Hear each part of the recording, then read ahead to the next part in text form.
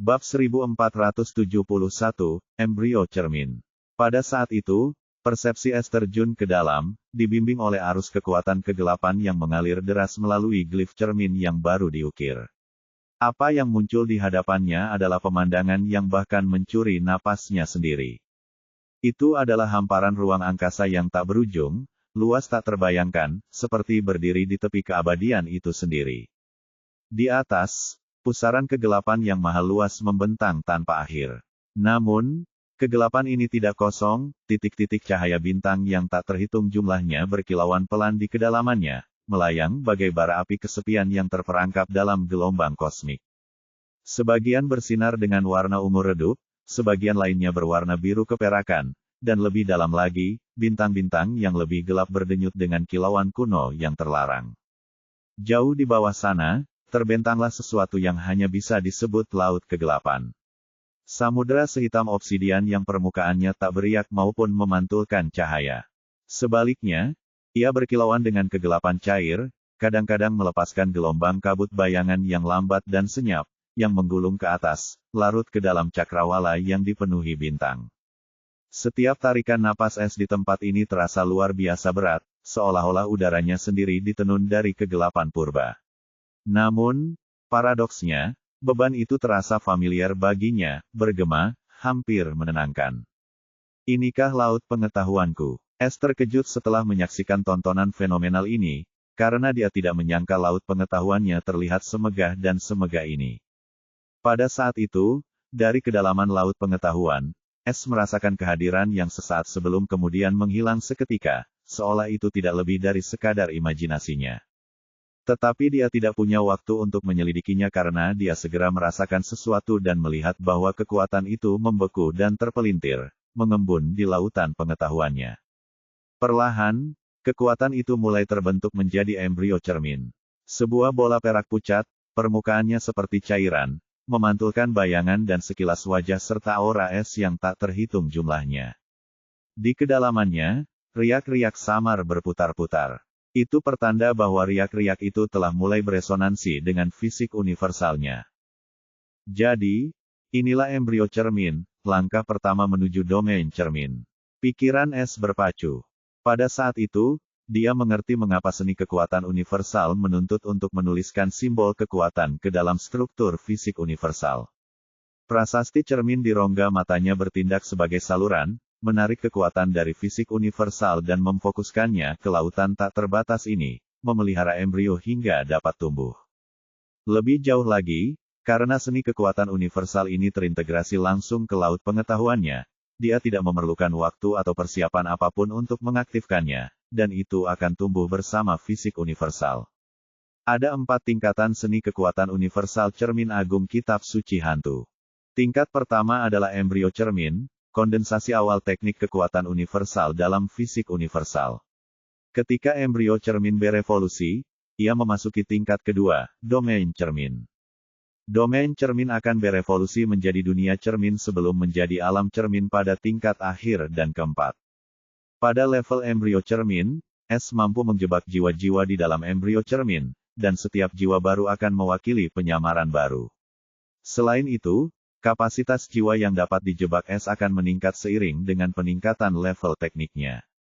Adapun cara mengolah seni kekuatan universal, rahasianya terletak pada prasasti cermin, yang bukan sekadar saluran. Prasasti itu adalah kunci inti yang menghubungkan kekuatan universal dengan alam cermin.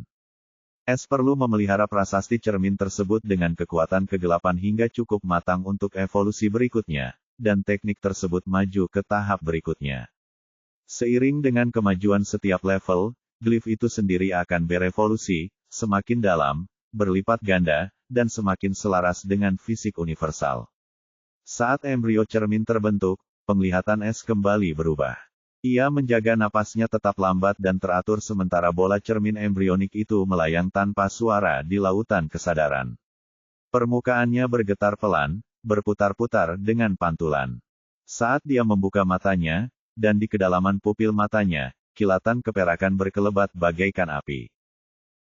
Di dalam mata, dunia yang terpantul, di dalam cermin, jiwa yang dicuri, gumam es secara naluriah. Bahkan pada tingkat embrio cermin, dia sudah dapat merasakan tarikan samar, seolah-olah embrio tersebut beresonansi diam-diam dengan dunia luar, ingin sekali menangkapnya. Jantung S berdebar kencang karena kegembiraan yang berbahaya, dan jauh di lubuk hatinya, pikiran lain yang lebih dingin muncul, ras macam apa yang bisa menciptakan seni ini. Dan seberapa kuat mereka sebenarnya. Namun, S tidak membahas topik ini lebih lanjut karena ia ingin segera menguji teknik ini. Meskipun ia baru berada di level pertama dan embrio cermin baru saja terbentuk, teknik itu sudah bisa menangkap jiwa. Lebih jauh lagi, jika dia ingin memelihara embrio cermin, dia membutuhkan kekuatan yang lebih besar, dan dengan tingkat fisik universal yang dimilikinya saat ini, mustahil baginya untuk berevolusi ke tingkat berikutnya. Meskipun demikian, S masih menyerap seutas kekuatan kegelapan, mengarahkannya dengan hati-hati di sepanjang glif berlapis 3 yang terukir di sekitar rongga matanya. Glif-glif itu berkilau samar, menyerap kekuatan dari fisik universalnya, dan embrio cermin berdenyut sebagai respons. Pada saat itu, riak cermin samar menyebar keluar dari embrio, seperti setetes air yang jatuh ke dalam kolam tak kasat mata yang terikat jiwa. Tiba-tiba, persepsi S menyelinap ke dalam embrio cermin itu sendiri. Ia terkejut ketika mendapati dirinya berdiri di dalam kehampaan yang luas, berwarna hitam keperakan. Kehampaan itu tidak benar-benar kosong, 9 pecahan pantulan yang tersebar melayang perlahan, masing-masing memantulkan pecahan wajahnya sendiri. Tanah terasa cair di bawah kaki, seakan-akan melangkah di atas Merkuri yang terus bergerak, langit bagaikan kubah kabut berputar yang tak berujung, menggemakan kembali gaung pikirannya yang tak terhingga. Jadi begitu. Jantung S berdebar kencang saat dia melihat 9 pecahan yang tersebar, yang seharusnya merupakan kapasitas penangkap jiwa dari embrio cermin saat ini. Selanjutnya, saat ia muncul dalam embrio cermin, informasi tambahan muncul dalam pikirannya. Terkejut, S melangkah maju, dan pusaran air bayangan terbuka di tengahnya. Ini seharusnya menjadi jantung cermin, inti tempat jiwa-jiwa yang terperangkap akan terikat bersamaku dan kemudian akan digunakan olehku selamanya. Sakit lutut dan sendi akan hilang jika Anda lakukan ini setiap pagi. 1 sendok sebelum tidur, turunkan 15 kg hanya dalam 2 minggu. Hal ini membuat S semakin gembira, dan dia berhenti menggunakan kekuatan kegelapan, dan persepsinya kembali ke kenyataan. Ayo tangkap jiwa pertama sekarang juga. S segera memutuskan untuk keluar dari Duscaimer Vault bukan hanya untuk menguji teknik ini tetapi juga karena dia membutuhkan penyamaran jika ingin pergi ke Evernith Sanctuary. Meskipun para anggota dewan itu tidak berani menggunakan indera hukum mereka padanya karena menghormati tuannya, dia yakin bahwa tempat suci Evernith akan dipenuhi dengan formasi deteksi. Jika formasi-formasi itu akhirnya mengungkap asal-usulnya, ia akan mati dalam hitungan detik. Malservus juga telah memikirkan hal ini, dan itulah sebabnya ia mewariskan teknik berharga ini kepadanya. Lebih jauh lagi, S masih harus membayar harga 1 miliar jiwa yang mengembara, atau Malservus tidak akan membiarkannya pergi. Dia juga tidak berencana untuk mengingkari janjinya, karena gurunya itu mungkin memiliki lebih banyak teknik seperti Grand Mirror Phantom Scripture. Saat S keluar dari ruang kultivasi dan menuju pintu keluar menuju aula utama Duscaimer Vault, sebuah bayangan tiba-tiba melesat di depannya. S terkejut saat dia dengan cepat berhenti, dan saat berikutnya, bayangan yang melata itu tiba-tiba bangkit dari lantai, memperlihatkan sosok berjubah, dialah sang penjaga gudang. Apakah Anda punya instruksi untuk saya, Tuan Pengembara? Tanya sang penjaga gudang dengan hormat, suaranya yang menyeramkan. S tahu bahwa meninggalkan tempat ini tidak akan mudah, karena saat ini ia adalah harta berharga sang Duchess yang menakutkan. Meskipun ia bukan seorang tahanan, ia tahu sekarang bahwa Dewan sangat mementingkannya karena tuannya. Aku mau jalan-jalan di luar, kata S tanpa ekspresi. Apa? Aku tidak boleh.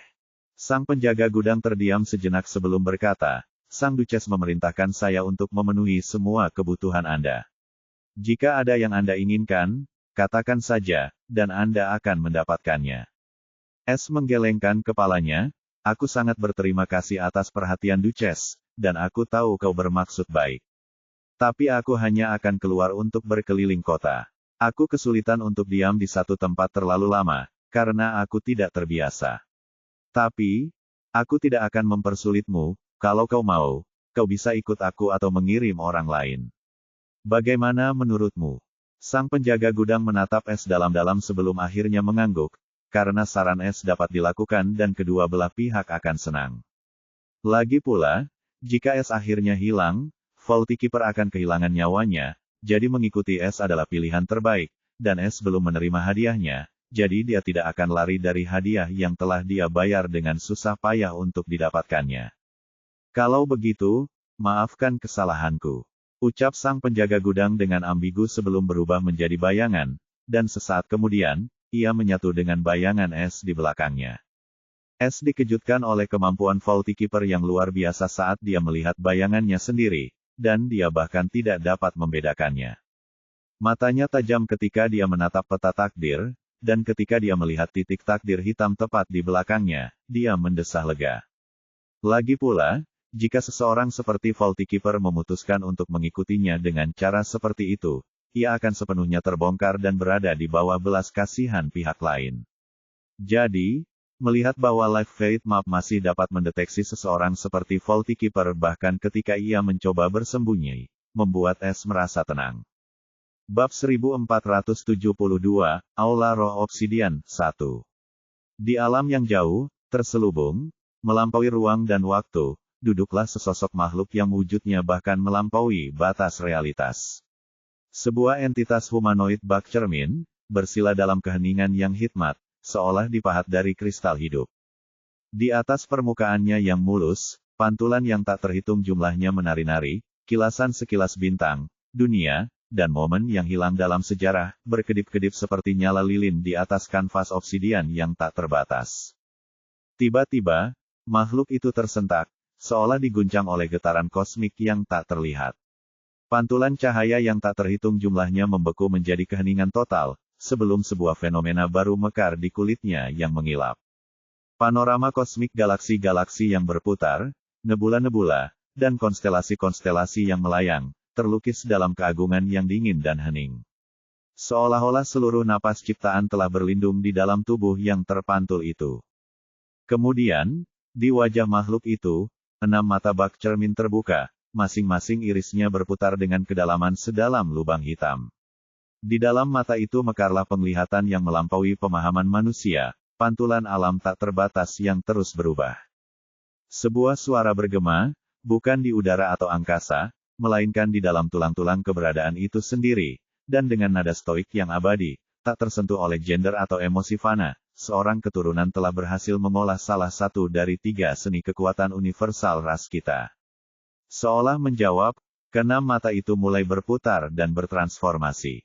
Bayangan yang tak terhitung jumlahnya berkobar dan menghilang di antara mereka, pemandangan makhluk-makhluk yang tak jauh berbeda, entitas-entitas bertubuh cermin yang terbalut kulit dari beragam ras dan wujud. Namun bagi mata ini, penyamaran itu hanyalah selubung tipis, lapisan-lapisan tembus pandang yang tak mampu menyembunyikan kebenaran di baliknya. Mereka melihat esensi yang terlucuti dari kepura-puraan, jiwa segala sesuatu yang tersingkap, memahami realitas dengan cara yang asing dan absolut. Rentang waktu yang tak diketahui seakan berlalu, baik saat maupun ribuan tahun, namun tak ada tanda-tanda yang dicarinya muncul. Ketenangan entitas itu mulai terganggu sedikit demi sedikit, dan keenam matanya mulai bersinar dengan cahaya keperakan yang gelap, cemerlangnya bintang-bintang yang sedang mengalami gerhana. Akhirnya, penglihatan itu berakhir, dan di masing-masing keenam cermin itu kini menyala keagungan dingin konstelasi kosmik, yang terpantul tanpa henti di kedalamannya. Seseorang yang bisa lolos dari pandanganku. Kapan terakhir kali hal seperti ini terjadi? Namun, cahaya perak gelap itu justru semakin dalam, pekat, dan misterius. Atau teknik kita telah bocor ke dunia luar. Tetapi meskipun itu benar, jalur fisik universal telah terputus secara permanen selama bertahun-tahun yang tak terhitung jumlahnya, dan bahkan jika seseorang berhasil mengembangkan fisik universal pada tahap awal, mereka seharusnya tidak bisa lolos dari pandanganku. Selain itu, mereka juga berhasil mengolah kitab suci hantu cermin agung, hanya 17 keturunan yang berhasil mengolah kitab suci itu, dan kemudian ada orang luar itu. Namun, kali ini, saat ia berbicara, lambang perak pucat berkilauan di dahinya, sebuah simbol kuno, yang sekaligus elegan dan asing, muncul seperti kebenaran yang terkubur di seluruh daging yang terpantul. Simbol itu berdenyut sekali dengan kekuatan hikmat, dan dari dahi makhluk itu, sebuah cermin hitam pekat berbentuk persegi panjang muncul, dibingkai dalam perak tua yang penuh hiasan, yang berdengung dengan kekuatan kuno. Permukaan cermin itu merupakan misteri yang meresahkan, berkilau sempurna, namun tak memantulkan apapun. Cermin itu memancarkan aura kebijaksanaan purba dan kengerian yang tenang, napas rahasia yang mendahului matahari. Dengan satu gerakan terukur, entitas itu mengulurkan tangan dan mengetuk permukaan yang dingin dan hitam. Riak-riak menyebar keluar seperti batu yang dilemparkan ke jurang, memecah ketenangan abadi. Di atas hamparan hitam itu, 3 glif kuno muncul. Satu berwarna emas gelap, satu berwarna perak gelap, dan satu lagi berwarna merah tua terang, bersama-sama membentuk segitiga sempurna yang mustahil. Namun dari ketiganya, hanya simbol perak gelap yang bersinar, menyala dengan cahaya dunia lain. 3 seni kekuatan universal berasal dari cermin paradoks, harta karun rahasia ras kita dan juga asal-usul kita. Untuk mempelajari rahasia yang tersembunyi di dalam cermin paradoks, salah satu syaratnya adalah menguasai 3 seni kekuatan universal. Tapi tak seorang pun di klan kami berhasil menyelesaikan lebih dari 2 dari mereka sebelum mereka jatuh ke dalam kebejatan dan binasa. Hanya aku yang tetap waras, tapi aku tak bisa mengolah yang ketiga, atau aku akan bernasib sama. Ya, cermin paradoks belum pernah bereaksi seperti ini kepada siapapun yang berhasil mengembangkan salah satu dari 3 seni kekuatan universal. Tapi sekarang, tiba-tiba ia bereaksi, dan glif yang mewakili kitab suci hantu cermin agung pun diaktifkan. Apakah ini berarti orang yang selama ini ditunggu-tunggu dan mampu menguasai ketiga seni kekuatan universal telah muncul? Dan dialah cermin paradoks, siapa yang menyembunyikan orang itu dariku? Untuk pertama kalinya dalam waktu yang tak terhitung jumlahnya, secerca kegilaan menyala di dalam matanya yang bercermin, seperti retakan kekacauan di dalam ketenangan abadi. Tidak peduli siapapun itu, aku akan menemukannya. Dalam keheningan, seluruh bentangan mistis, alam galaksi yang hening dan cahaya yang melayang, menjadi gelap. Bintang-bintang meredup, nebula-nebula menyusut menjadi kabut hitam, dan kebencian kuno yang menindas menyelimuti kehampaan bagai kain kafan hidup. Namun cermin paradoks itu sendiri tetap tidak berubah, jauh dan tidak tersentuh oleh semangat tuannya, seolah-olah hanya ia yang kebal terhadap obsesi dan waktu. Tanda hubung tanda hubung tanda hubung. S tidak menyadari akibat dari pengembangan kitab suci cermin hantu yang telah membangkitkan eksistensi kuno. Pada saat ini, ia berjalan di tengah tekanan pasar Midnight Exchange di Myriad Hollow di sepanjang jalan raya obsidian yang berjajar di kedua sisi etalase pertokoan yang menjulang tinggi. Tak ada yang berubah di kota metropolis abisal yang luas ini, kota itu masih ramai dengan berbagai aktivitas ketika segudang makhluk abisal berkeliaran di pasar bagaikan lalat dan memperdagangkan apapun yang menarik perhatian mereka di bawah tatapan waspada patung-patung besi jiwa yang menjulang tinggi. Ayo cepat pergi. Lelang tahunan Obsidian Spirit Hall akan segera dimulai. Suara gembira itu tiba-tiba menarik perhatian S saat ia menoleh dan melihat sepasang iblis abisal berjubah gelap tengah berjalan cepat menuju sebuah gedung tinggi. Lelang? Iya, ketertarikan S terusik saat dia juga mengikuti mereka, dan karena dia membutuhkan target, tempat ini tampaknya tidak buruk. Lebih jauh lagi, S juga ingin melihat harta karun abis, dan karena ini adalah Myriad Hollow, ibu kota kerajaan Myriad Obsidian, hanya harta karun terbaiklah yang layak muncul di sini. Obsidian Spirit Hall merupakan bangunan besar dan menjulang tinggi yang terbuat dari lempengan-lempengan obsidian yang dipoles mulus, begitu gelapnya sehingga tampak menelan cahaya itu sendiri. Masalah dengan prostat. Metode ini menyelamatkan 9 dari 10 pria. 1 sendok sebelum tidur, turunkan 15 kg hanya dalam 2 minggu. Fasad monumentalnya dihiasi dengan ukiran kuno, putaran rune dan wajah mengerikan makhluk-makhluk jurang, masing-masing terukir sangat halus sehingga tampak hidup di bawah cahaya lentera jiwa yang bergeser. Di gerbangnya yang besar, tungku besi jiwa menyala dengan api ungu pucat, menghasilkan bayangan panjang yang menggeliat di batu hitam pekat.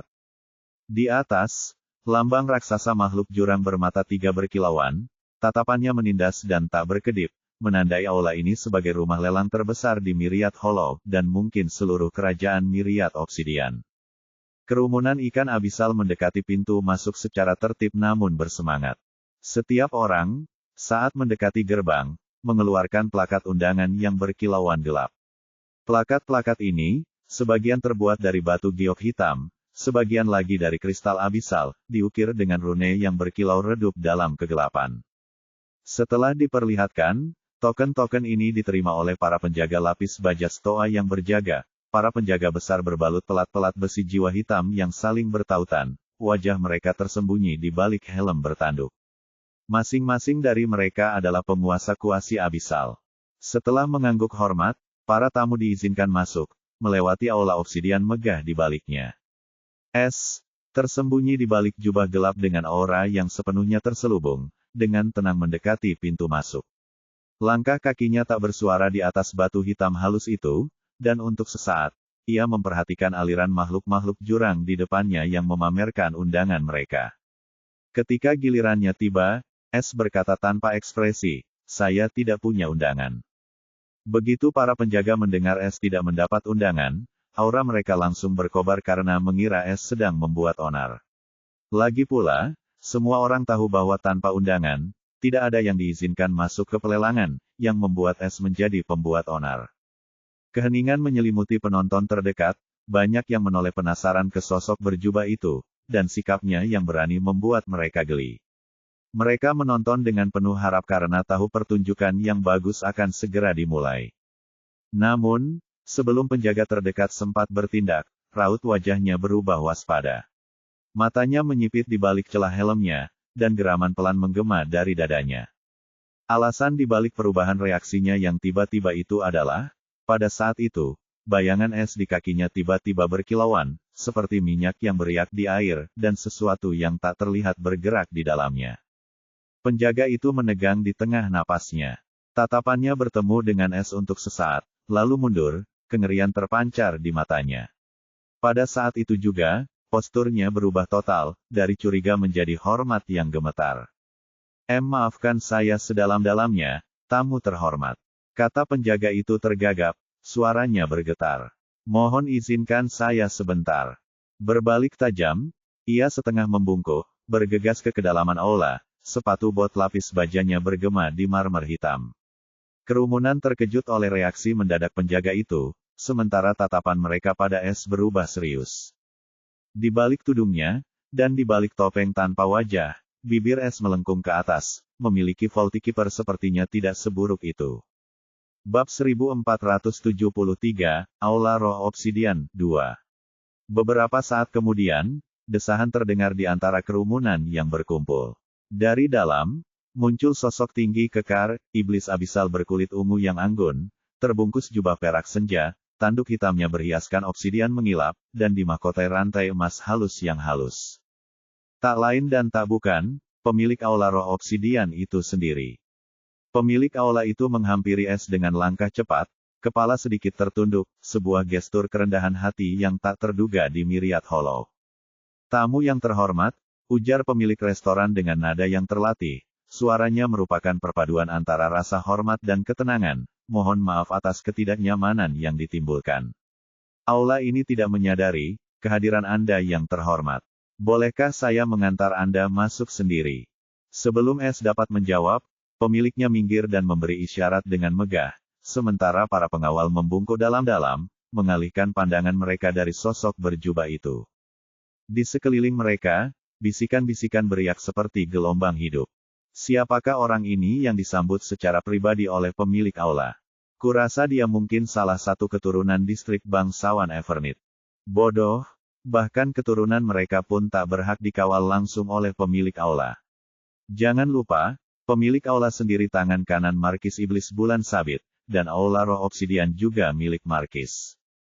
Semua orang menjadi sangat penasaran tentang identitas dan mereka juga waspada dan takut akan latar belakangnya karena bahkan para bangsawan dewan jarang disambut dengan rendah hati oleh pemilik aula.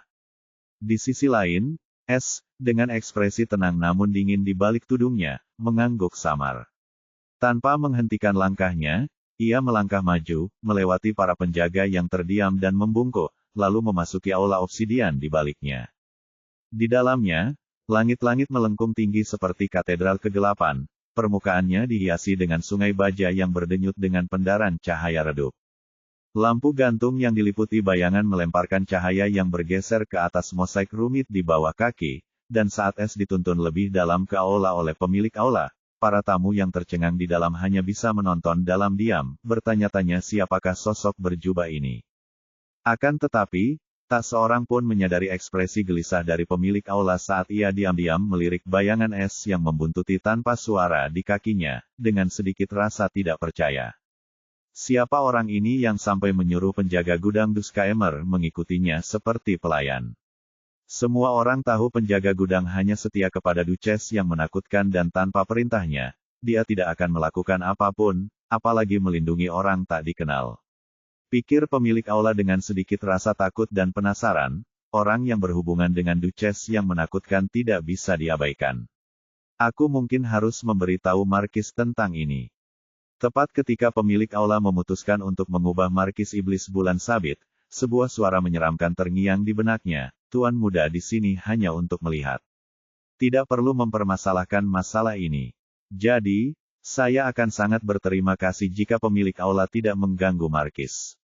Mata hitam pekat milik pemilik aula bergetar sedikit ketika mendengar suara penjaga gudang, dan dia kembali terkejut mendengar cara penjaga gudang memanggil es dengan sebutan, Tuan muda. Mungkinkah itu diva jahat yang sulit ditangkap? Pemilik aula langsung berpikir tentang murid misterius dari Duchess yang ditakuti, karena diva jahat berhak dipanggil, Tuan muda, oleh para pelayan Duchess yang ditakuti. Sang pemilik aula menjadi semakin takut saat dia menganggukkan kepalanya pelan ke arah bayangan itu dan memperlakukan es dengan lebih hormat, dan tidak lagi berani menentang keinginan sang penjaga gudang. Lagi pula, bahkan jika dia, sang Markis Iblis Bulan Sabit, mengetahuinya nanti, dia tidak akan menyalahkannya karena apapun yang berhubungan dengan Duchess yang mengerikan harus diperlakukan dengan sangat hati-hati. Es tidak menyadari kesepahaman antara pemilik aula dan penjaga gudang. Kalaupun tahu, dia hanya akan menertawakan imajinasi pemilik aula. Saat pemilik aula berjalan dengan hormat di samping es melalui pilar-pilar gelap aula roh obsidian, dia dengan hati-hati memberi isyarat kepada para pengurus di depan untuk berpisah, menuntunnya tanpa ragu ke arah lantai lelang tingkat tertinggi, tingkat pribadi yang ditinggikan, diselubungi tirai sutra jiwa dan dijaga oleh golem batu hitam aneh, yang menarik perhatian es. Di balik sepasang pintu ganda berukir rumit dari batu giok hitam dan bingkai bertatahkan tulang, terdapat ruang pandang terbaik di seluruh aula, ruang 1. Hanya diperuntukkan bagi pejabat yang paling terhormat seperti ahli waris anggota dewan, atau VVIP seperti anggota Dewan Mulia yang menduduki jabatan tertinggi. Namun saat mereka mendekat, mata tajam pemilik aula menangkap cahaya redup dari dalam pintu giok gelap, tanda bahwa kamar 1 sudah ditempati. Es terdiam sejenak, tetapi pemilik aula menundukkan kepalanya, membungkuk hormat, maafkan saya karena terlalu lama bernapas, tamu terhormat. Saya akan segera mengurusnya. Tanpa menunggu, dia berbalik dan diam-diam memasuki ruang 1. Di dalam, ruangan itu memancarkan kemewahan yang tenang. Tirai beludru hitam berjatuhan dari lengkungan lengkung, meja rendah dari kaca spirit berkilauan dengan rune jurang, kursi-kursi empuk menghadap ke jendela pandang lebar dari kristal bayangan yang bergeser, memperlihatkan panggung lelang megah di bawahnya. Duduk dengan santainya adalah seorang iblis yang tinggi dan ramping dengan fitur-fitur aristokrat, sisik biru tua di sepanjang pelipisnya, dan cincin emas samar melingkari tanduk kirinya, simbol garis keturunan Markis. Di sampingnya duduk beberapa iblis perempuan, semuanya tertawa iseng atas lelucon kasar. Mata merah iblis itu menyipit karena kedatangan tiba-tiba sang pemilik, suaranya tajam, penuh penghinaan. Ada apa, Pak Tua? Tak ada yang menggangguku seperti ini. Pemilik balai, dengan wajah tanpa ekspresi bagai besi hitam, membungkuk sedikit, nadanya penuh hormat namun diwarnai dengan tekad yang kuat. Saya mohon maaf sebesar-besarnya, Markis muda. Tapi kamar ini sudah dipesan untuk tamu terhormat. Saya harus meminta Anda dan rombongan pindah ke kamar 2. Suasana senyap yang mencekam menyelimuti ruangan itu, lalu amarah meledak di wajah Markis muda, sisik-sisik ungu di sepanjang alisnya semakin gelap. Apa? Tangannya yang bercakar menghantam meja kaca jiwa, memecahkan runenya dengan desisan kabut gelap. Beraninya kau. Kau tahu siapa ayahku? Markis tulang abisal setara dengan Markis iblis bulan sabit. Bahkan tuanmu pun tak berani menghinaku secara terbuka. Tatapan pemilik aula beralih ke obsidian dingin. Suara stoiknya menajam seperti sayatan pedang terkutuk. Saya sepenuhnya mengerti, Markis muda. Namun, perintah ini mutlak. Aula roh obsidian adalah milik Markis iblis bulan sabit, dan martabat tamu ini melampaui kedudukan orang rendahan di hadapan Anda. Jika Anda memiliki keluhan, silakan langsung menghadap yang mulia. Melihat pemiliknya tidak gentar maupun menyerah, amarah Markis muda berubah menjadi kebencian yang mendalam dan bergetar, namun di balik kebencian itu tersirat secercah perhitungan. Bahkan dia tahu pemilik aula tidak akan mengambil risiko menyinggung Markis tulang abisal kecuali orang di balik perintah ini memiliki identitas yang tidak mampu dia tantang secara langsung. Para pengikutnya bertukar pandang dengan gelisah, para wanita menundukkan pandangan karena takut. Setelah jeda yang panjang dan menyesakkan, Markis muda menggeram, baiklah. Suaranya dipenuhi racun, tapi ingat, orang tua, aku tidak akan melupakan penghinaan ini. Dia bangkit, jubah panjangnya berkibar-kibar, dan menyerbu keluar ruang satu, rombongannya mengikuti di belakang dalam keheningan yang menegangkan. Di luar ruangan, tatapan tajam Markis muda langsung tertuju pada es, yang berdiri tenang dan bersembunyi di bawah lengkungan yang teduh. Pemahaman dingin muncul di mata merah sang pewaris, apakah itu untuknya? Desisnya pelan. Melangkah maju, ia mendekati es, berhenti tepat sebelum bersentuhan. Suaranya berubah menjadi geraman rendah yang tajam dan berbisa, aku tidak tahu kau merangkak dari selokan mana, tapi ingat ini, hari ini kau membuat musuh. Berdoalah agar kau tidak pernah bertemu denganku lagi. Meskipun ancamannya terselubung, sorot mata Markis muda menunjukkan kilatan kewaspadaan, bahkan dalam amarahnya, ia tidak berani bertindak terhadap seseorang yang secara pribadi telah disingkirkannya dari jabatannya. Sambil mengibaskan jubahnya dengan nada menghina, Markis muda berbalik dan memimpin pengikutnya menyusuri koridor menuju kamar 2. Es terkejut oleh kejadian yang tiba-tiba ini dan tidak dapat menahan diri untuk melirik ke arah sosok Markis muda yang menjauh. Ada apa ini? Pikir Es sebelum melihat ke arah kamar 1, dan sebuah kesadaran muncul di benaknya, dan tiba-tiba senyum tipis bak pencuri tersungging di bibirnya. Tanda hubung tanda hubung tanda hubung. Saat mereka berjalan, tangan pewaris muda itu terangkat, dan energi merah tua menari-nari di telapak tangannya. Suaranya rendah dan mendesak, kirim kabar ke ayahku, segera. Katakan padanya balai roh obsidian berani mengusirku. Pelayannya membungkuk dalam-dalam, lalu menghilang ke dalam bayangan untuk menyampaikan pesan itu. Tanda hubung tanda hubung tanda hubung. Di kedalaman Hollow Ring, di istana obsidian yang menjulang tinggi dihiasi totem tulang dan lentera jiwa, Markis tulang abisal menerima pesan itu. Matanya, lubang dingin kebencian yang dikelilingi emas abisal, menyipit. Beraninya mereka memperlakukan anakku seperti ini. Bisiknya, suaranya bagaikan bisikan tulang yang retak. Sebagai seseorang yang sangat mencintai putranya dan memperlakukannya dengan penuh kasih sayang, amarah berkobar di hatinya, tangannya yang bercakar mencengkeram sandaran tangan berwarna hitam, menghancurkannya hingga menjadi bubuk. Siapkan tandu bayangan. Aku akan pergi melihat, tamu terhormat, ini dengan mataku sendiri. Tanda hubung tanda hubung tanda hubung. Sementara itu, kembali di ruang 1, pemilik aula menoleh ke Es, membungkuk rendah, nadanya serius, tamu terhormat, semuanya sudah beres. Silakan, ruangan ini milik Anda sendiri. Jika Anda membutuhkan sesuatu, silakan sampaikan. Dengan kerendahan hati yang terlatih, ia mempersilakan Es masuk ke ruang tontonan pribadi termegah di aula tersebut. Dindingnya berurat baja, jendela-jendelanya disihir untuk memperbesar bahkan gerakan sekecil apapun di panggung di bawahnya. Es hanya mengangguk dan, berselimut misteri dan kekuatan sunyi, dia melangkah masuk, tidak menyadari bahwa kehadirannya telah memicu tabrakan antara dua markis yang dapat mengguncang Myriad Hollow. Bab 1474, Lelang Aula Roh Obsidian. 1. Saat Es duduk di ruang tamu empuk kamar 1, pintu berat itu tertutup di belakangnya dengan bunyi klik teredam. Di dalam, ruangan itu berdengung samar-samar dengan ukiran rune pelindung pada baja hitam. Benang-benang kaca roh melintasi langit-langit seperti jaring laba-laba, semuanya berkilauan dengan kekuatan yang tenang. Di balik jendela pandang yang lebar, aula lelang besar terbentang dalam kemegahan yang hikmat. Lampu gantung dari kristal hitam tergantung dalam kabut yang mengepul, cahayanya menembus lapisan-lapisan pesona berasap. Baris demi baris tempat duduk bertingkat membentuk lingkaran konsentris di sekeliling panggung tengah yang ditinggikan dari batu obsidian yang dipoles. Setiap kursi hampir terisi. Para bangsawan berjubah dari Dewan Malam, utusan dari kota-kota jauh, sosok-sosok berjubah yang identitasnya tersembunyi di balik topeng.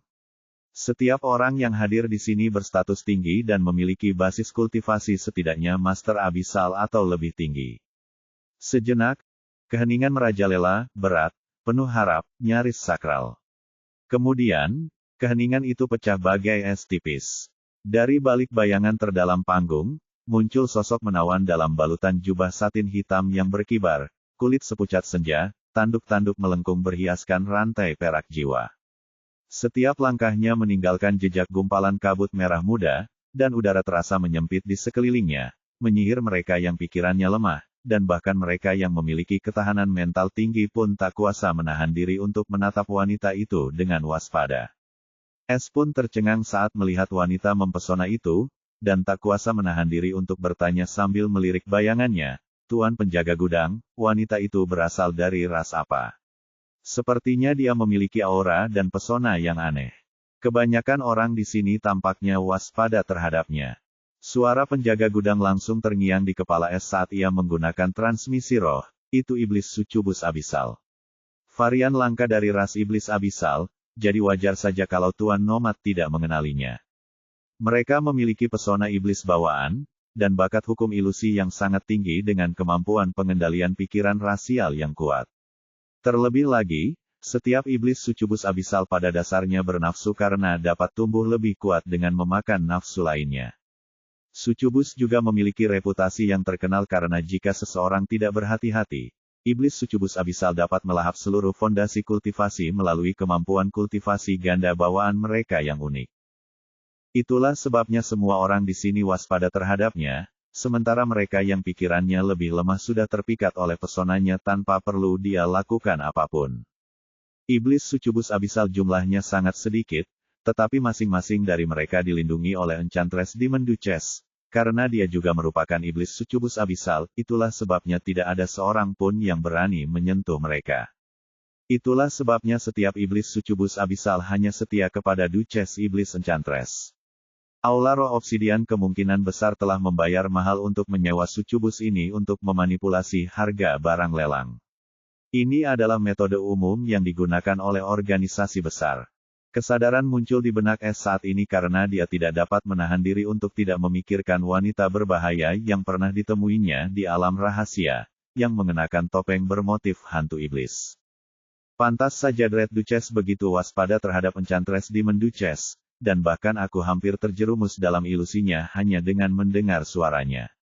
Abis dipenuhi ras abisal yang berbahaya, aku tak boleh lengah sedetik pun, pikir Es sambil kembali menatap panggung dan Sucubus yang memikat itu. Meskipun cantik, Es tetap tidak tertarik padanya karena levelnya masih jauh dari Eva dan Alina. Bahkan Freya dan Zarya lebih cantik dan memiliki pesona unik mereka sendiri.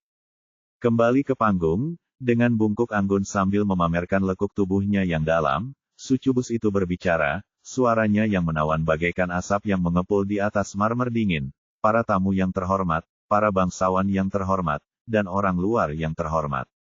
Selamat datang di lelang besar tahunan Obsidian Spirit Hall. Malam ini, akulah tuan rumahnya, Lucy. Tepuk tangan, lembut, terkendali, namun beriak melalui aula besar bagaikan getaran. Ia mengangkat tangannya yang pucat dan ramping. Cahaya jiwa di atas meredup, semua perhatian tertuju ke panggung utama. Mari kita mulai, ujarnya, senyumnya penuh teka-teki dan memikat. Atas isyaratnya, dua pelayan yang berdiam diri mendekat, masing-masing membawa kotak berbentuk peti mati dari besi hitam, disegel dengan rune dan berat dengan aura aneh. Ketika segel-segel itu larut menjadi kabut perak yang melayang, peti-peti itu terbuka, dan harta karun pertama pun terungkap. Sebuah lingkaran halus yang ditempa dari tulang yang membatu, urat-urat safir abisal membentang di sepanjangnya sementara berdenyut samar dengan vitalitas gelap. Para tamu yang terhormat, ini adalah lingkaran tulang senja abisal grade 5, dibuat dari sisa-sisa ras iblis tulang yang setengah punah. Lingkaran ini meningkatkan pertahanan jiwa dan memberikan ketahanan parsial terhadap kutukan mimpi buruk. Jelas Lucy, suaranya tenang dan merdu, tawaran awal adalah 50.000 permata abis tier 5. Permata abis seperti halnya batu roh dan kristal jiwa, yang kaya akan ki abisal, dan seperti halnya batu roh dan kristal jiwa, keduanya digunakan sebagai alat tukar untuk membeli dan menukar harta karun di dalam Abyss of Wandering Souls. Lebih jauh lagi, seperti halnya tingkatan batu roh dan kristal jiwa, permata abis juga dibagi ke dalam beberapa tingkatan. Tingkat 1 merupakan tingkatan terendah, sedangkan tingkat 9 merupakan tingkatan tertinggi, tergantung pada kepadatan ki abisal di dalamnya. Saat Lucy membuka tawarannya, lautan kursi di bawahnya bergemuruh. 51.000 permata abis. 55.000 permata abis.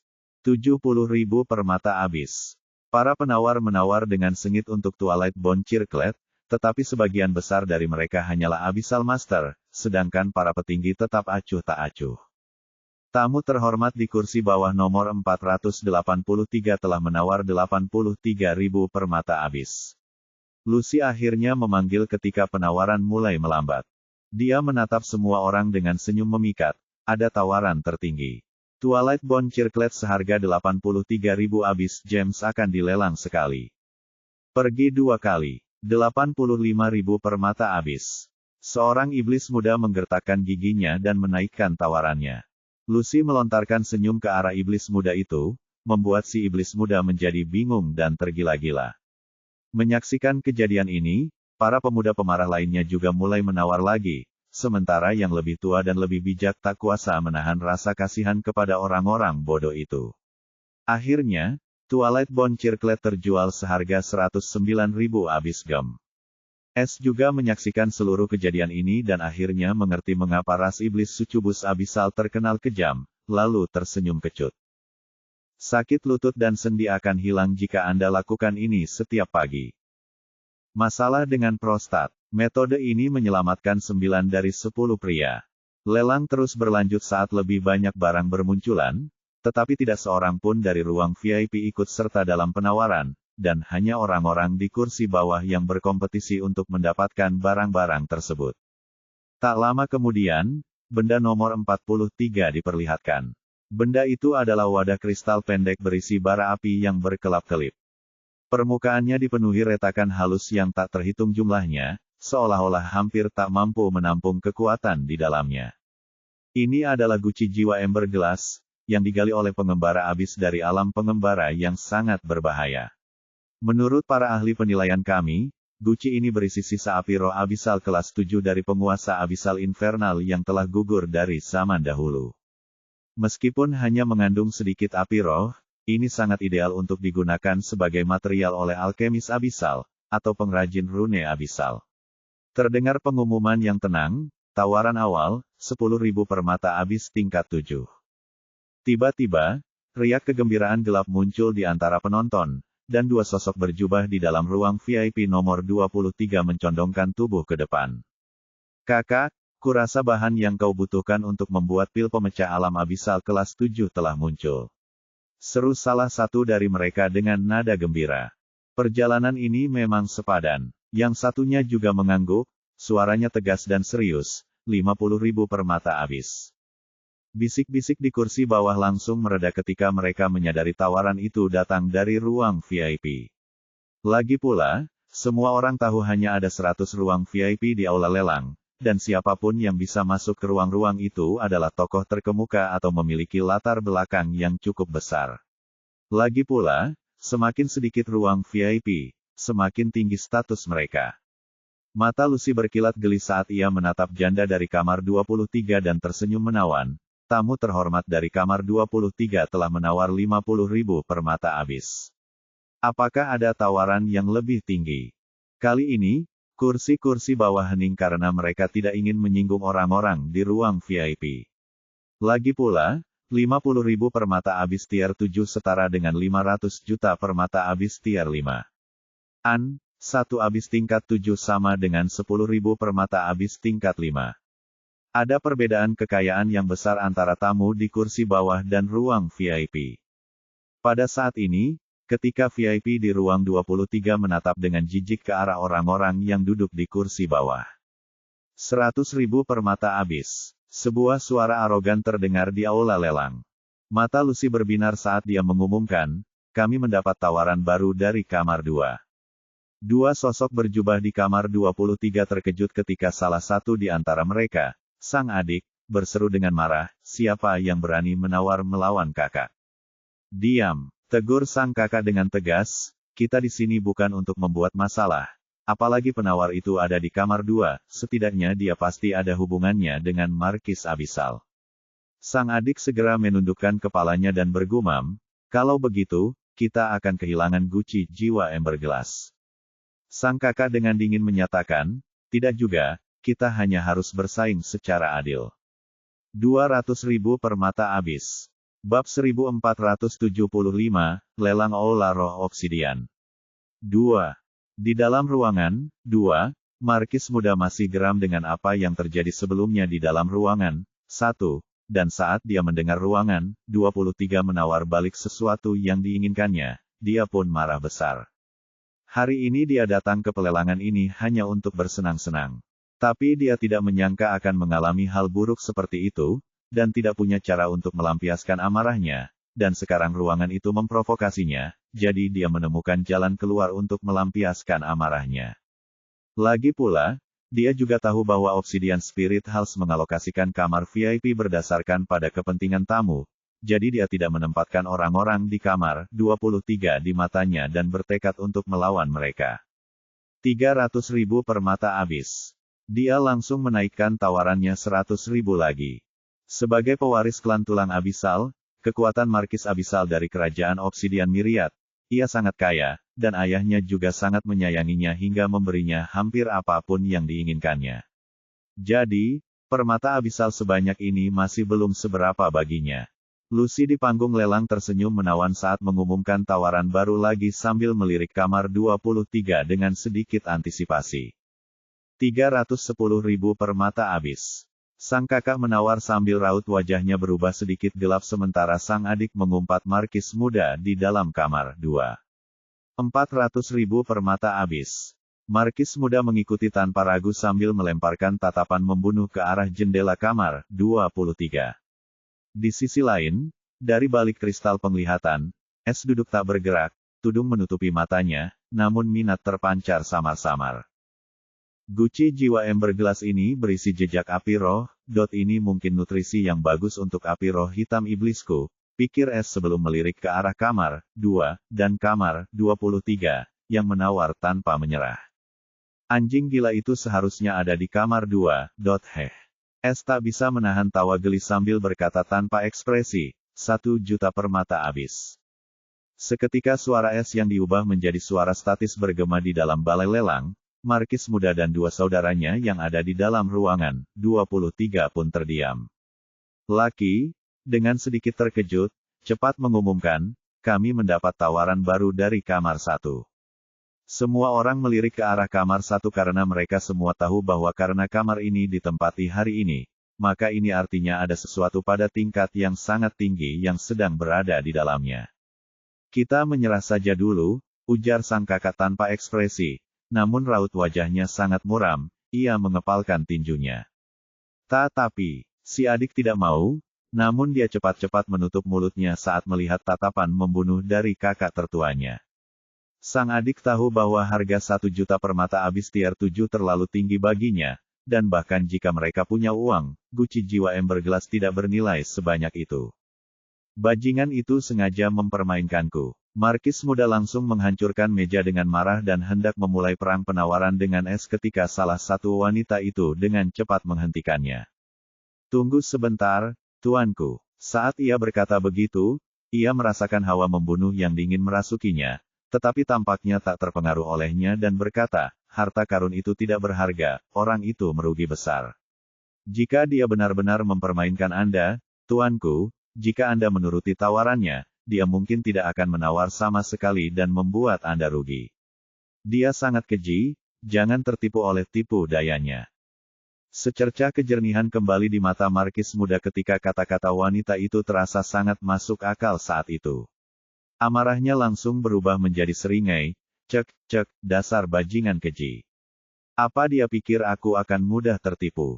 Wanita itu menghela napas lega, tetapi tak kuasa menahan rasa jijiknya terhadap Markis muda saat itu karena pria ini benar-benar idiot. Tadi, ia jelas hendak mengajukan tawaran balasan, tetapi kemudian berubah pikiran. Ia bahkan lebih pelin-pelan daripada wanita. Meskipun demikian, wanita itu berhasil mencapai tujuannya dan mencegah Markis muda menyinggung orang tersebut dan juga menghambur-hamburkan kekayaannya. Sebenarnya, dia adalah bawahan setia yang ditempatkan bersama Markis muda oleh ayahnya untuk melindungi Markis muda secara diam-diam. Tetapi Markis muda tidak tahu menahu tentang hal ini, dia hanya menganggapnya sebagai mainannya, tidak ada yang lain. Di sisi lain, S sama sekali tidak tahu apa yang terjadi di kamar 2, dan dia juga tidak peduli karena dia sangat tertarik pada ember gelas Soul Urn itu dan Markis muda kebetulan saja menghalangi jalannya. Pada saat ini, Lucy mulai menghitung. Guci jiwa ember gelas seharga 1 juta per mata habis dijual 2 kali. Kesempatan terakhir, semuanya. Dia masih ingin melihat apakah ada orang lain yang akan menawar lagi, tetapi dia sedikit kecewa karena sepertinya tidak ada yang mau main-main dengan ruangan itu. 1. Meskipun demikian, harganya sudah cukup tinggi seperti yang dia nyatakan, dan terjual, tamu terhormat memenangkan ember gelas Soul Urn di kamar. 1. S tidak banyak bereaksi dan melirik bayangannya lalu berkata, aku akan merepotkan Tuan Vault Keeper dengan pembayarannya. Dia bahkan tampak tidak malu ketika meminta penjaga gudang untuk membayarnya. Namun, penjaga gudang juga tidak keberatan karena kekayaan sebanyak ini hanyalah setetes air di lautan bagi Duscaimer Vault di bawah Dread Duchess. Terlebih lagi, Dread Duchess secara pribadi telah mengizinkan S untuk menuntut apapun selama tidak berlebihan, dan Vault Keeper akan mengikuti setiap perintahnya tanpa ragu. Jadi, masalah keuangan S terpecahkan begitu saja. Lelang kemudian dilanjutkan dengan munculnya lebih banyak barang, tetapi S tidak menemukan sesuatu yang menarik di antara barang-barang tersebut, meskipun beberapa kamar VIP ikut serta dalam penawaran. Berjam-jam berlalu, dan pada saat ini, Lucy menyatakan, semuanya, sekarang kita akan melelang 3 barang terakhir dari lelang hari ini, dan saya jamin, barang-barang terakhir ini akan membuat kalian tercengang. Dengan senyum misterius, dia menepukkan tangannya yang seperti batu giok, dan saat berikutnya, barang ketiga terakhir dari lelang itu pun muncul. Bab 1476, Lelang Aula Roh Obsidian. 3. Saat suara Lucy yang memukau bergema di aula besar, ketegangan terasa menyelimuti para bangsawan dan tamu bertopeng. Lampu gantung semakin redup, membuat segalanya tertutup bayangan yang melayang. Semua mata tertuju pada panggung utama.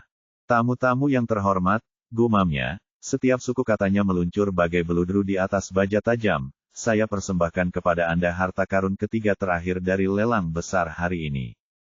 Keheningan yang lebih pekat dari sebelumnya menyelimuti aula lelang. 2 petugas melangkah maju, membawa nampan obsidian yang diselimuti kabut halus. Saat kabut menghilang, tampaklah sebuah gulungan kuno, permukaannya retak dan terkelupas karena usia. Tanda-tanda rune gelap dari naskah yang hilang melingkar di atasnya seperti ular hidup, berkilau samar di bawah cahaya. Ini, Lucy memulai, suaranya rendah dan pelan, adalah peta alam pengembaraan yang belum lengkap, ditemukan oleh pengembara abis yang nyaris lolos hidup-hidup dari kedalamannya. Dia mengulurkan tangannya yang ramping, mengusapnya pelan pada gulungan itu, meskipun nama wilayah itu sendiri masih belum diketahui. Para penilai kami telah memastikan bahwa wilayah itu berisi tanda-tanda yang mengarah ke reruntuhan tersembunyi dari organisasi yang runtuh di era lama. Meskipun peta ini belum lengkap, ia memiliki kekuatan mistis yang menciptakan daya tarik menuju hal yang tak diketahui. Itulah sebabnya siapapun yang mendapatkannya dijamin akan menemukan reruntuhan tersembunyi. Pertanyaan sebenarnya adalah apakah Anda cukup berani untuk terjun ke petualangan berbahaya ini atau tidak? Begitu suara Lucy menghilang, riak hasrat halus menjalar ke seluruh ruangan. Sosok-sosok bertopeng di 3 ruang VIP terpisah bergerak maju, mata mereka berkilat di balik tabir rahasia. Lagi pula, semua orang di dalam balai lelang tahu betapa menguntungkannya peta alam pengembaraan, belum lagi peta ini mengarah ke reruntuhan kekuatan lama yang sama sekali tidak diketahui. Bahkan ketertarikan Esther usik, tetapi dia masih skeptis tentang mengapa Abyss Wanderer menjual peta berharga ini dalam pelelangan atau mengapa Obsidian Spirit Hall tidak menyimpannya sendiri sehingga mereka dapat menggali reruntuhan ini sendiri. Reruntuhan tersembunyi itu mungkin sangat berbahaya, sehingga bahkan Myriad Obsidian Spirit Hall tidak berani pergi ke sana, atau ada semacam rencana tersembunyi yang terlibat, pikir S dengan mata menyipit saat dia melihat gulungan kuno itu. Tawaran awal, 500.000 permata Abyss tier 7, Lucy mengumumkan, suaranya bergetar karena hasrat setiap tamu akan hal yang tak diketahui. Seketika tawaran mulai berdatangan dari seluruh penjuru balai lelang. 550.000, 580.000, 600.000. Tetapi itu baru permulaan karena suara-suara dari ruang VIP juga mulai terdengar saat mereka menawar dengan sengit. 1 juta, 1,1 juta, 1,5 juta. S. Yang duduk diam, merasakan secercah minat, namun tetap tak bergerak. Rasa ingin tahunya pun ada batasnya, dan ia tak ingin menjelajahi dunia yang belum bisa ia kendalikan. Lebih jauh lagi, dia merasa ada yang tidak beres dengan peta ini, dan dia sudah punya urusan penuh dengan Dewan Evernit, jadi dia tidak ikut serta dalam penawaran ini. Pada saat ini, Markis muda di kamar 2, menjelati bibirnya sambil mengamati peta itu, ini adalah hadiah yang sempurna untuk Tuan Ayah. Dia berpikir sambil menanti dengan gembira, 3 juta permata Abyss. Terengah-engah terdengar di kursi-kursi bawah. Bahkan beberapa bangsawan pun memucat. Penawaran melambat. Kali ini, S diam-diam mengamati, tetapi tidak ikut campur pada Markis muda, dan hanya tersenyum dingin. Akhirnya, tak seorang pun berani membantah, dan suara Lucy yang lembut menyimpulkan, dan dijual, kepada tamu terhormat kamar 2, seharga 3 juta permata Abyss tier 7. Markis muda mencibir penuh kemenangan, meskipun matanya tak pernah lepas dari kamar 1. Ia takut S akan mencoba mengganggunya lagi, tetapi tak ada hal luar biasa yang terjadi. Akan tetapi, hal ini hanya semakin meningkatkan ego sang Markis muda, dan dia mencibir, bajingan itu tampaknya tahu apa yang terbaik untuknya. Di sisi lain, sosok berjubah sedang duduk di dalam kamar 3, dan saat peta itu dijual, jimat gelap muncul di tangannya, sebelum mulai terbakar. Perangkap sudah dipasang. Sasaran telah memakan umpannya. Kata-katanya terukir di dalam jimat yang terbakar sebelum lenyap menjadi abu.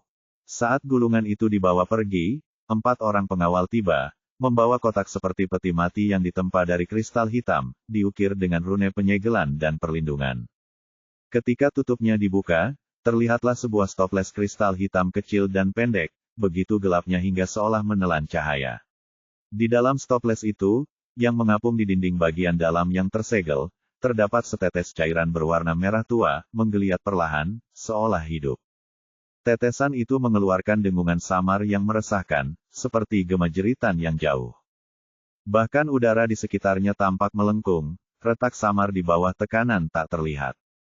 Barang lelang kedua terakhir kita berikutnya adalah guci kuarsa hitam ini dan tetesan darah yang terperangkap. Lucy mengumumkan dengan lembut, itu ditemukan di alam pengembaraan yang tak dikenal oleh sebuah ekspedisi yang hilang. Asal-usul dan sifat aslinya masih belum diketahui, tetapi setetes darah yang terkandung di dalamnya memiliki kekuatan penghancur yang luar biasa. Jari-jarinya menelusuri permukaan toples hitam itu. Tes kami mengonfirmasi bahwa darah ini dapat mengikis harta karun kelas abisal dan mengotori apapun dengan ki abisal. Hanya mereka yang berada di ranah Abyssal Grandmaster yang dapat menahan pengrusakannya, dan itu pun berkat guci kuarsa hitam ini, yang kemungkinan besar berfungsi sebagai segel. Tapi ini hanya setetes. Gunakan dengan bijak, atau kami tidak akan bertanggung jawab atas kecelakaan apapun yang mungkin Anda alami. Meskipun demikian, toples kuarsa hitam ini memiliki nilai riset yang luar biasa, jadi barang ini berada di posisi kedua dari bawah dalam lelang hari ini. Keheningan yang mematikan memenuhi aula. Tak seorang pun meragukan bahaya benda seperti ini, atau nilainya yang tak terbayangkan. Laki lalu tersenyum dengan setangkai bunga yang mekar. Ayo kita lanjut ke bagian yang menyenangkan. Tawaran awalnya adalah 10.000 tier 8 Abyss Gems, umum Lucy dengan tenang. Bahkan jumlahnya pun membuat orang berdesir, hanya sedikit yang memiliki begitu banyak permata Abyss tier 8 yang siap di tangan. Sebuah suara dari ruang VIP 9 memecah keheningan, 10.500 permata Abyss tier 8. Yang lain dari ruang 6 menyusul, 12.000 Abyss Gem. Di sisi lain, tatapan S tertuju pada stoples kuarsa hitam, atau lebih tepatnya, tetesan darah yang terperangkap di dalamnya, dan jantungnya berdebar kencang.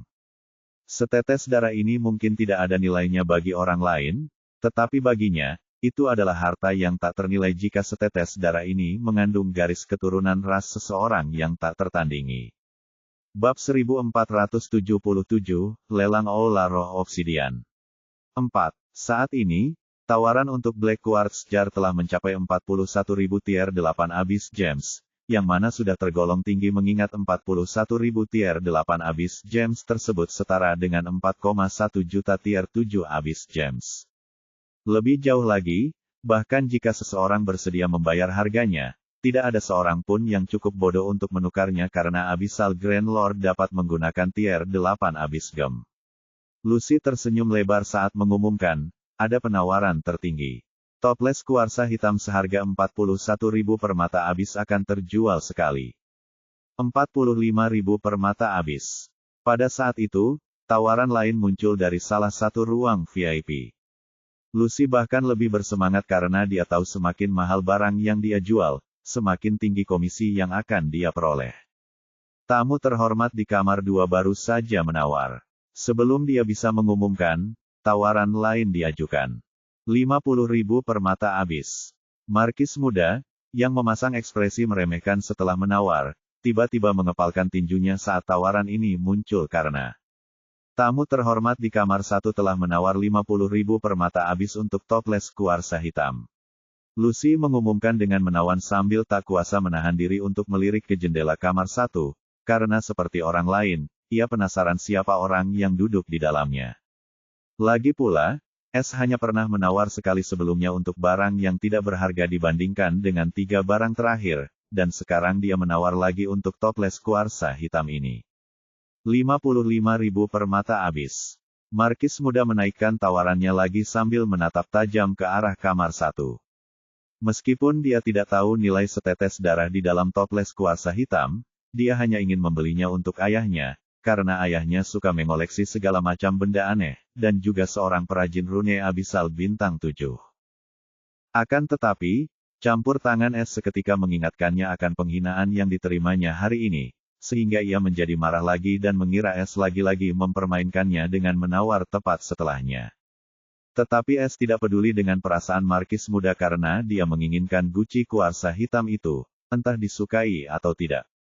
55.000 permata Abyss. Dia membuat yang lain tanpa ekspresi. 100.000 permata Abyss. Markis muda meraung dan langsung menaikkan tawarannya dengan jumlah yang cukup besar. Aula lelang menjadi sunyi senyap karena mereka yang memiliki sedikit kecerdasan dapat mengetahui bahwa ruang 2 dan ruang 1 tengah bersaing untuk mendapatkan barang ini, dan VIP di ruang 2 bahkan tampaknya mempunyai dendam terhadap VIP di ruang 1. Ini adalah hal baik yang telah mereka semua tunggu-tunggu, dan ini mendatangkan kesenangan aneh dalam hati para penonton. Sekilas rasa dingin merayapi mata S saat ini, dan meski tidak menggunakan uangnya sendiri, dia tidak ingin berutang terlalu banyak pada Dread Duchess, jadi dia memutuskan untuk menggunakan metode lain untuk mengacaukan markis muda. 100.000 satu permata Abyss. 110.000 permata Abyss.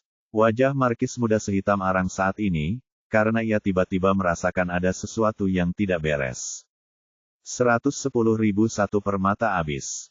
S kembali menaikkan tawarannya hanya dengan 1 permata Abyss, dan kali ini, tatapan penonton berubah aneh. Bajingan, dia benar-benar mempermainkan tuan muda ini. Markis muda akhirnya menyadari bahwa Es sedang mengejek mereka dengan hanya menaikkan tawaran satu permata jurang, seolah-olah dia tidak peduli berapapun tawaran yang dinaikkannya, dia akan tetap menurutinya apapun yang terjadi. Ia mulai melempar barang-barangnya karena marah, dan wanita muda yang sebelumnya menasihati Markis muda segera berkata, "Yang mulia, kita harus berhenti di sini, orang itu membuat Anda kehilangan muka di depan umum. Situasinya masih bisa diperbaiki. Saya yakin Yang Mulia Markis akan segera tiba." Ada pesan tersembunyi di balik kata-katanya, dan Markis muda bukanlah orang bodoh sepenuhnya, jadi dia langsung menebak apa yang disinggungnya. Niat membunuh terpancar di matanya.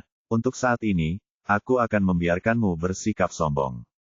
Tapi siapapun dirimu, di kerajaan Obsidian Myriad, beranikah kau melawan ayahku?" Pada saat itu, perang penawaran kecil akhirnya berhenti. Dan seperti yang diharapkan semua orang, VIP di kamar 2 memberinya karena VIP di kamar 1 terlalu jahat. Lucy mulai menghitung, dan dengan sedikit rasa iba, dia berkata sambil tersenyum, "Toples kuarsa hitam seharga 110.000 satu permata abis tier 8 terjual, kepada tamu terhormat kamar 1. Es pun menghela napas lega karena ia mengira si idiot itu mungkin akan menaikkan harganya lebih tinggi lagi, namun anehnya, ia malah mundur.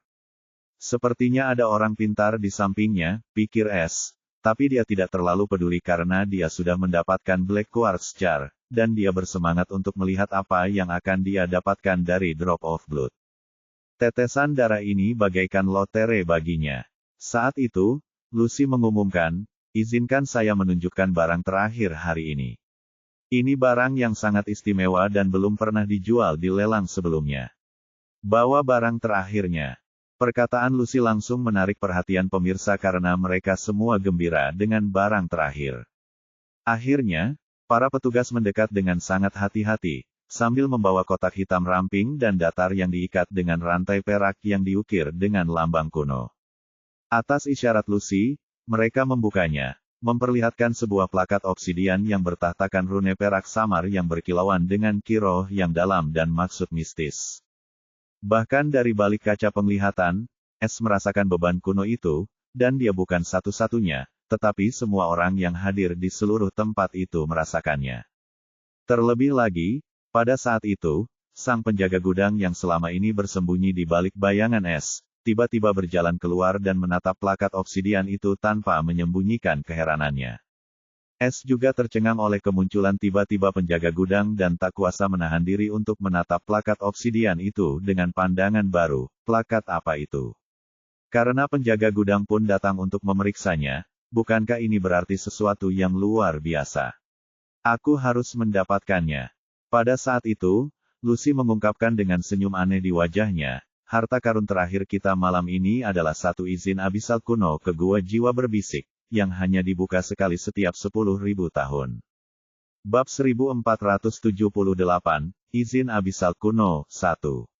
Setelah mengungkapkan informasi yang mengejutkan itu, Lucy membiarkan kata-katanya menggantung dalam keheningan yang menegangkan. Sebagian besar tamu terhormat mungkin sudah pernah mendengar tentang gua jiwa berbisik dan pentingnya izin Abisal Kuno. Namun, bagi yang belum pernah mendengar tentang alam misterius ini, saya akan memberikan sedikit pengantar umum. Gua jiwa berbisik adalah alam kuno rahasia yang terkenal di seluruh jurang jiwa pengembara kita. Alam kuno ini dikabarkan menjadi medan perang antara entitas abisal kuno, dan bahkan Raja Abisal pun pernah tewas di sana. Lebih jauh lagi, fakta terpenting tentang gua jiwa berbisik adalah bahwa di dalam wilayah kuno ini, mata air Ki Abisal merupakan hal yang biasa, sementara peluang sesungguhnya terletak pada banyak warisan kuno yang ditinggalkan oleh para ahli, dan harta karun sejati yang tak terhitung jumlahnya yang telah hilang.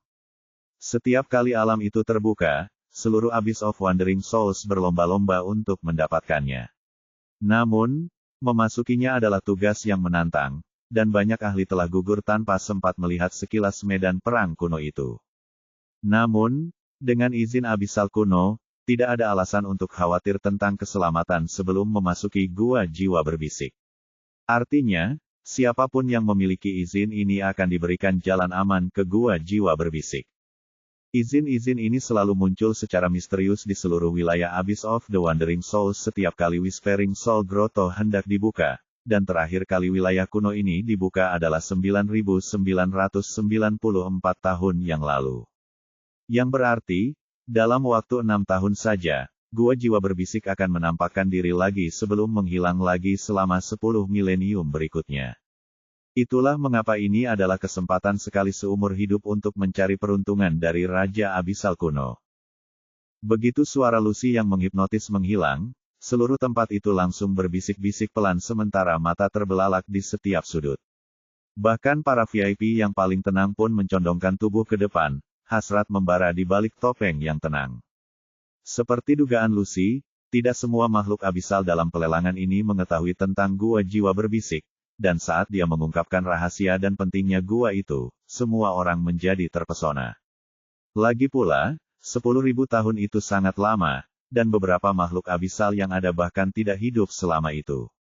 Informasi ini seharusnya disembunyikan di antara organisasi dan kekuatan teratas. Lebih jauh lagi, pentingnya izin itu bahkan lebih mencengangkan, namun hari ini seseorang cukup bodoh untuk melelangnya dengan cara seperti itu alih-alih menggunakannya sendiri. Tidak seorang pun dapat memahami niat sebenarnya dari pemiliknya, tetapi satu hal yang jelas, karena Obsidian Spirit Hall lah yang melelangnya, tidak mungkin ada penipuan.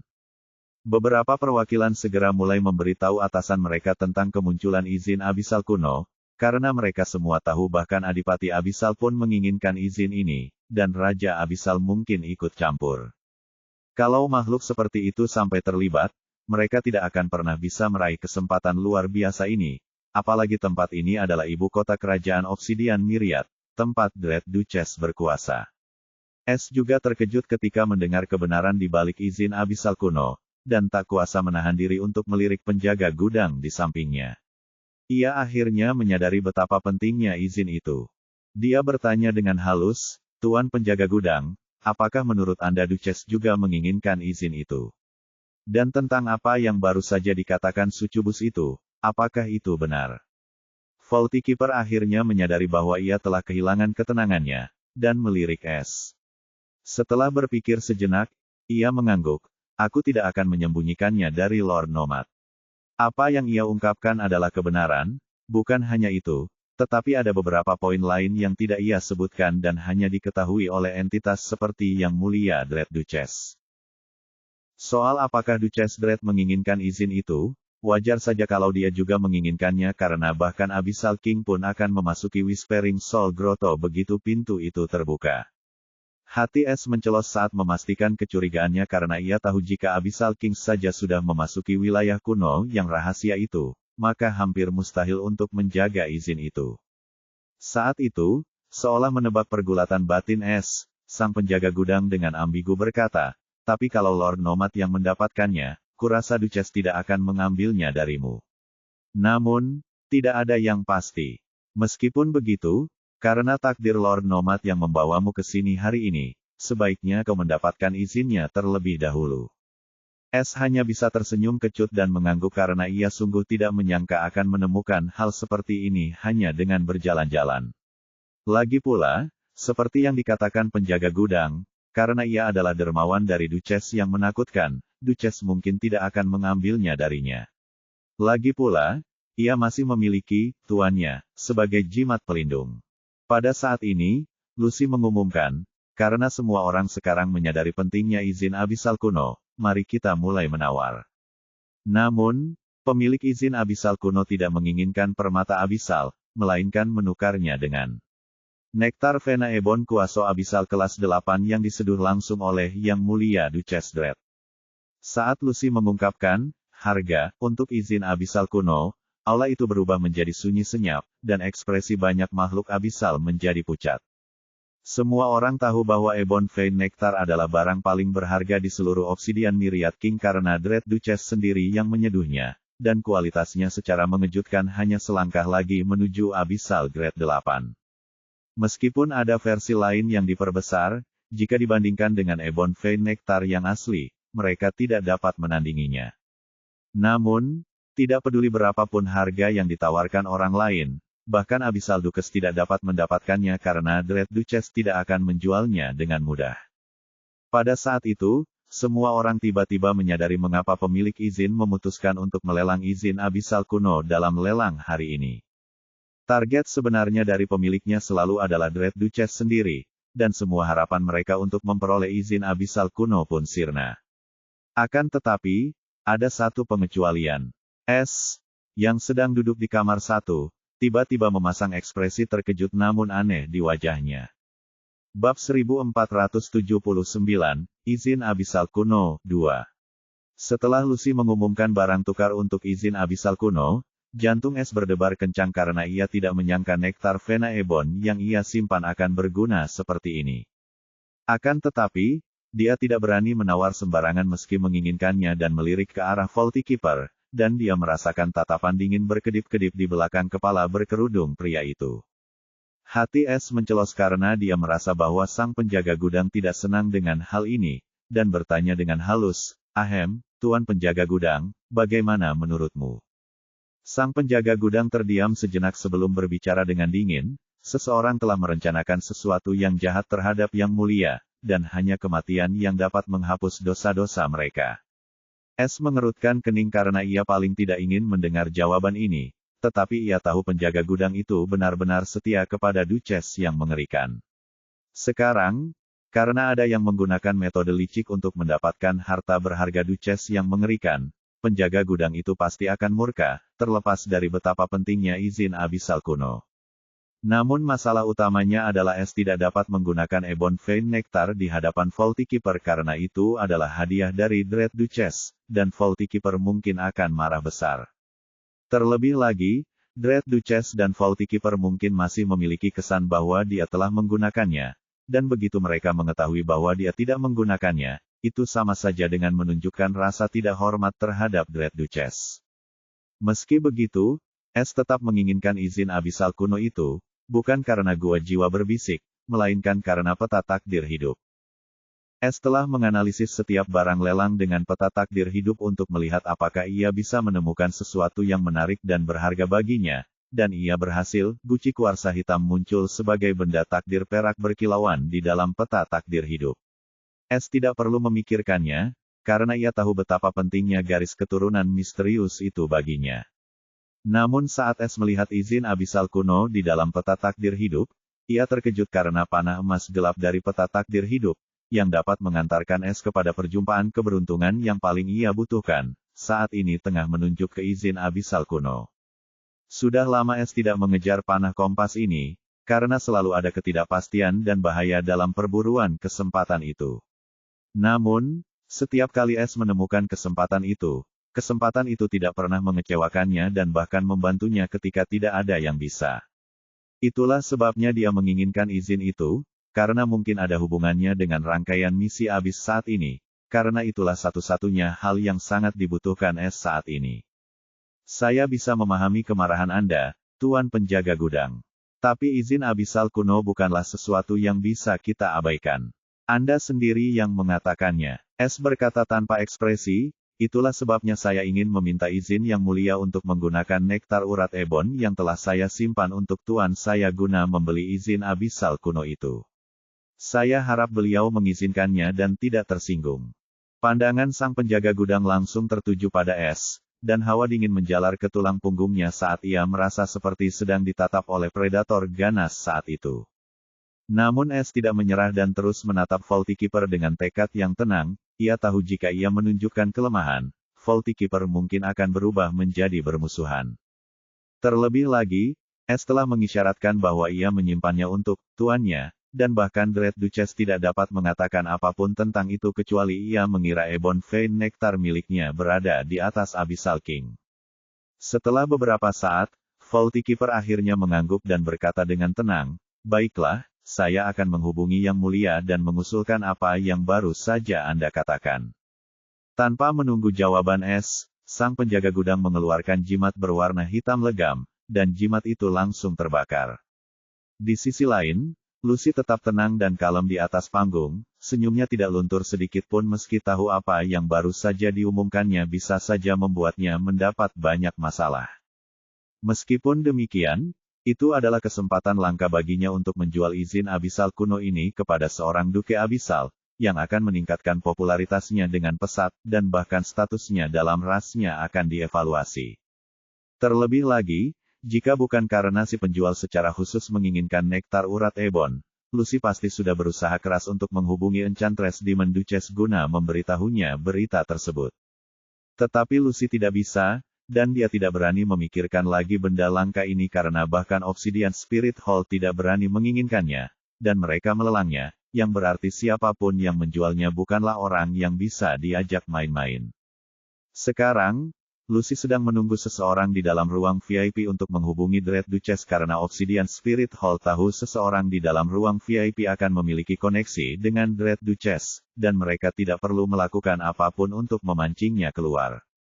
Sedangkan untuk orang lain selain Dread Duchess yang melakukan pertukaran, peluang terjadinya hal itu hampir tidak ada karena betapa langkanya Ebon Fey Nectar, dan bahkan jika seseorang secara kebetulan memilikinya, mereka harus meminta izin Duchess untuk menggunakannya kecuali mereka ingin menyinggung perasaannya. Terakhir, hanya Duchess Dread yang memenuhi syarat untuk mendapatkan izin abisal kuno karena status dan kekuatannya. Jika seseorang yang acak mendapatkannya, mereka hanya akan melukis target besar di punggung mereka, dan mereka bahkan mungkin tidak bisa meninggalkan Myriad Hollow hidup-hidup. Bahkan Markis muda yang biasanya sombong pun terdiam saat ini karena dia juga tahu ini bukanlah barang yang bisa dia dapatkan bahkan jika ayahnya ada di sini, dan yang bisa dia lakukan hanyalah mengirim pesan seperti orang lain dan tutup mulut. Detik demi detik berganti menit karena tak seorang pun bicara, namun tak seorang pun pergi juga, karena mereka semua ingin melihat apakah Duchess yang mengerikan akan menampakkan dirinya atau tidak. Tetapi sesuatu yang sama sekali tidak terduga terjadi pada saat ini, ketika sebuah suara tiba-tiba bergema di aula yang sunyi, menarik perhatian semua orang. Aku bersedia menukar secangkir nektar urat ebon yang diseduh sendiri oleh Duchess yang menakutkan dengan izin abisal kuno. Lucy terkejut, seperti semua orang lainnya, saat mereka melihat ke arah sumber suara ini bersama-sama dan terkejut karena suara ini berasal dari ruang VIP 1. Bab 1480, Persona Cermin. Tidak, mustahil. Markis muda dari klan tulang abisal adalah yang pertama bereaksi, wajahnya memucat ketakutan. Lagi pula, jika pria misterius itu benar-benar punya hubungan dekat dengan Duchess yang menakutkan, maka dia dalam masalah besar. Lagi pula, tindakan pemilik aula mengusirnya dari kamar satu demi pria misterius itu juga masuk akal saat ini. Bukan hanya Markis muda, tetapi wanita yang ditunjuk untuk mengawasi Markis muda juga gemetar ketakutan saat menyadari gawatnya situasi tersebut. Mereka bisa saja menyinggung siapapun kecuali Dread Duchess, dan seseorang yang dekat dengannya, tapi si bodoh dari Abyssal Bone Clan ini benar-benar harus menyinggung seseorang yang bahkan bisa mendapatkan Ebon Fey Nectar. Lebih lanjut, Markis muda juga telah mengirim pesan kembali kepada Markis Tulang Abisal, dan mengetahui kepribadiannya, kemungkinan besar ia sedang dalam perjalanan ke sini. Wanita itu semakin takut, dan tanpa ragu, ia berlari keluar ruangan untuk memberitahu Markis Tulang Abisal tentang gawatnya situasi. Meskipun Markis muda telah menyinggung orang itu, dia tetap tidak bertindak terlalu jauh, dan situasinya masih bisa diselamatkan. Di sisi lain, tamu-tamu lain di ruang VIP juga tercengang, dan bulu kuduk mereka berdiri ketika memikirkan orang yang duduk di ruang satu. Beberapa dari mereka bahkan mengira itu adalah Duchess yang menakutkan itu sendiri. Pada saat itu, Lucy segera menenangkan diri dan mengumumkan dengan senyum menawan, tamu terhormat di kamar satu baru saja mengajukan tawaran pertama untuk barang lelang terakhir malam ini. Dia lalu melirik penuh arti ke arah kamar satu sebelum mengamati kamar lainnya. Sekarang, jika tidak ada yang bisa melawan tawaran ini, izin abisal kuno akan dijual kepada tamu terhormat di ruangan ini. Pada saat itu, pemilik aula, yang berdiri di belakang panggung, berkeringat deras karena dia tidak pernah mengira orang misterius itu, yang diikuti oleh penjaga gudang, akan mendekati Duchess yang ditakuti sedemikian rupa. Kami tidak menerima tawaran lagi, selesaikan. Dia langsung mengirimkan transmisi roh kepada Lucy karena tidak ingin membuat tamu di ruang VIP 1 resah lagi. Lucy tidak membantah karena dia memiliki alur pikiran yang sama dengan pemilik aula, dan mengumumkan, izin abisal kuno dijual ke VVIP di kamar 1. Dengan ini, lelang hari ini telah berakhir. Silakan pergi dengan tertib, dan para pelayan akan mengantar Anda keluar. Bagi yang telah memenangkan barang, silakan menunggu di tempat duduk dan kamar masing-masing. Seseorang akan segera datang membawa barang Anda dan mengambil pembayaran. Oh, dan satu hal lagi, jika terjadi masalah selama masa transisi, misalnya jika seseorang tidak mampu membayar barang tersebut, Obsidian Spirit Hall bisa mengambil tindakan drastis.